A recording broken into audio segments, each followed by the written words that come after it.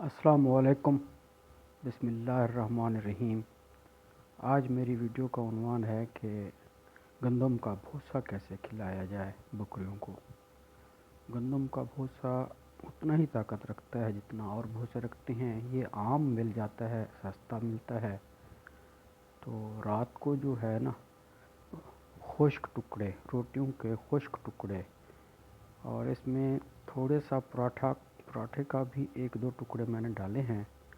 वो घी खिलाने के लिए, घी की मिकदार कुछ बकरियों के पेट में चली जाएगी, इसलिए उसको शामिल किया है।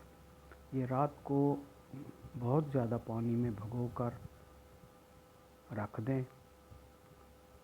ये कम से कम 6 घंटे तो लाजमी है इनको रखना। खुली जगह पर रख देंगे आप।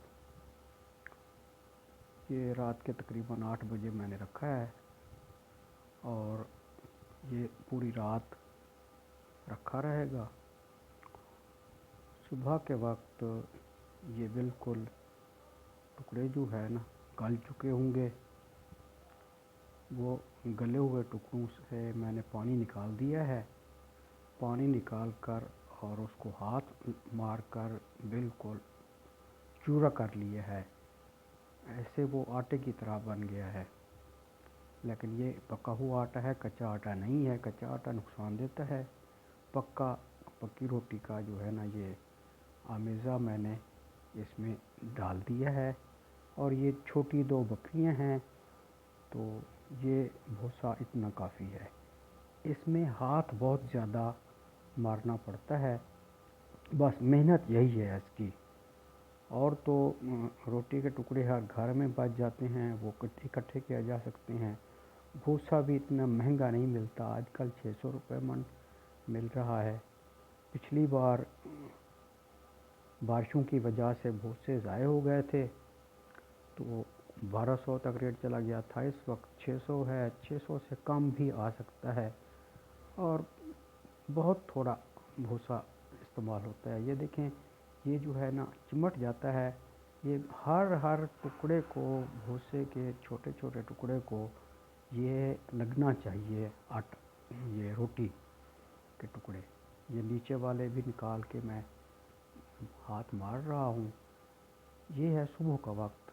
सुबह के वक्त ये देना मुनासिब होता है, क्योंकि सारी रात भूखे रहते हैं। तो सुबह को नाश्ता ये सुबह खाते हैं। मैं दफ्तर जाता हूँ और इस वजह से ये सुबह डाल के चला जाता हूँ। जब दोपहर को वापस आता हूँ तो ये बिल्कुल एक दाना भी बचा हुआ नहीं होता, सब खा लेती हैं। अगर खुली जगह पर रख कर ये खिलाया जाए तो वो नहीं खाएंगे किसी वक्त। ये जहाँ बंद हुई पड़ी हैं, वहाँ रखने से इन्होंने खाना है।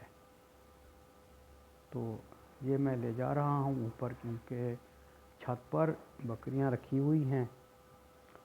ये बकरियाँ इंतज़ार कर रही होती हैं इसका कि ये आएगा, हमारा भूसा आएगा और हम खाएंगी। ये देखें, यूँ ही भूसा मैंने रखा है। भूसे में मट्टी नहीं होनी चाहिए। मट्टी वाला भूसा भी मिलता है, बग़ैर मट्टी वाला भी मिलता है। तो ये भूसा जो है ना, बग़ैर मट्टी वाला होना चाहिए। ये इन्होंने बड़े आराम से खाना शुरू कर दिया है। और अगर ना खाएं, ज़्यादा पानी चला जाए, तो उसमें चोकर डाला जा सकता है। चोकर से जो है ना, ये भूसे को खुश्क करके चोकर डाल के फिर हाथ मारेंगे तो खुश्क हो जाएगा। ये दोपहर तक मैं जब वापस आऊँगा तो ये ख़त्म हो चुकी होगी। इस वजह से मैंने ये वीडियो बनाई है कि भूसा जो है वो भरपूर ग़िज़ाइयत रखता है। बाकी भूसों की तरह भी ये शुरू से इस्तेमाल होता आया है, इसमें कोई कमी नहीं होती। फिर रोटी ताकतवर है और नमक भी उसमें शामिल है और घी भी शामिल है थोड़ा सा। इस वजह से अस्सलाम वालेकुम।